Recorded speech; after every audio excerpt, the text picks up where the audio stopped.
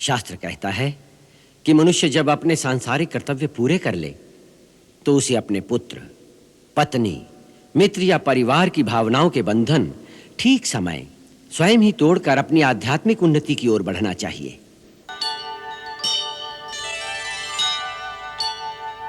भैया, इसमें इतनी सोचने की आवश्यकता नहीं है।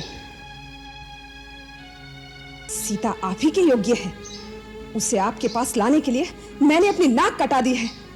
आपके दोनों भाइयों ने प्राण त्याग दिए हैं। उसके बाद भी अगर आपने उसका हरण नहीं किया तो आपको शक्तिहीन समझकर फिर कोई आपके लिए प्राण न्यौछावर नहीं करेगा। नीति कहती है कि अग्नि, रोग, सर्प और शत्रु को कभी तुच्छ नहीं समझना चाहिए।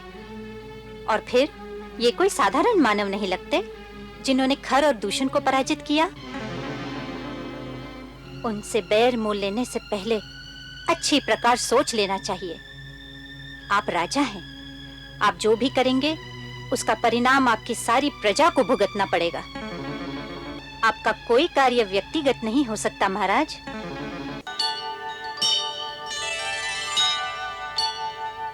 मेरी कहानी बड़ी शिक्षाप्रद है राजन। सिद्धि के शिखर पर पहुंचकर भी मनुष्य को सावधान रहना चाहिए, नहीं तो एक ही भूल से उसकी सहस्रों वर्षों की तपस्या मोह के थोड़े ही क्षणों में नष्ट हो जाती है। माया बड़ी ठगनी है राजन। वो कई रूपों में मनुष्य को फंसा लेती है। जिस समय की बात तुम कर रहे हो उस समय माया ने हमारे अहंकार का रूप धर लिया था।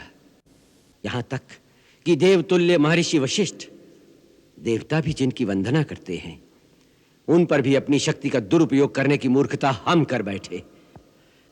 परंतु इन क्षमा मूर्ति की अनुकंपा और दया से ही हम उस माया जाल से बच निकले।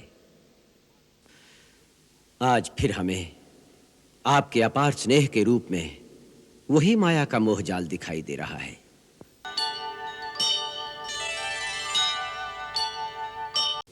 शास्त्र कहता है कि मनुष्य जब अपने सांसारिक कर्तव्य पूरे कर ले तो उसे अपने पुत्र, पत्नी, मित्र या परिवार की भावनाओं के बंधन ठीक समय स्वयं ही तोड़कर अपनी आध्यात्मिक उन्नति की ओर बढ़ना चाहिए। यदि वो समय चूक गया तो उसे केवल मृत्यु के समय ही चेतना आएगी। इसलिए उत्तम यही है कि स्वयं पहले ही चेत जाए। महामुनि वशिष्ठ, अब हमें आज्ञा दीजिए। मुनिवर, आपके यहाँ रहने से जो आध्यात्मिक प्रकाश चारों ओर छाया रहता है, उससे वंचित होने को हमारा मन नहीं होता। फिर भी साधु और नदी का रुकना उचित नहीं होता।